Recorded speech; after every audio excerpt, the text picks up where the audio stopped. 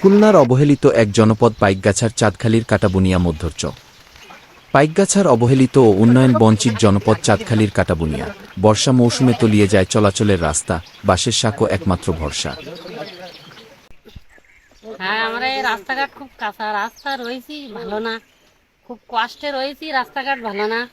আমার এই ছেলেগুলি কোটা নিয়ে পড়তে যায়, তার খুব কষ্টে, তারা খুব বিশাল কষ্টের মধ্যে ছেলেগুলি নিয়ে আমরা পড়তে যেতে হবে, এই কাঁচা রাস্তা দিয়ে যেতে হয়। এইবার তোমার কাছে খুব আবেদন, আমাকে এই রাস্তাটা যেন হয়ে যায়।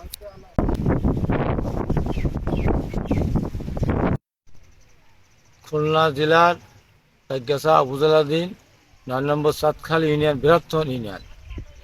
এই ইউনিয়ন একেবারে অবহেলিত।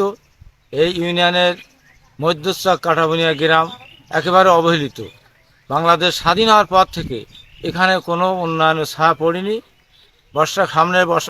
বর্ষাকাল আসতেছে, এখানকার লোকজন, এখানকার ২০০-২৫০ পরিবার বসবাস করে। হ্যাঁ, তাদের চাঁদখালি বাজার পাইকগাছা উপজেলা যাতায়াতের একটি মাত্র পথ। তা সে পথ তো মাটির রাস্তা তো নাই। এরা একটি বাঁশের সাঁকো তৈরি করে যাতায়াত করে। আমি গত বৃষ্টিকালে দেখেছি। এখন সামনে আবার বৃষ্টিকাল আসছে, এখনো পর্যন্ত এই এলাকার উন্নয়নের কোনো ছায়া আমি দেখিনি।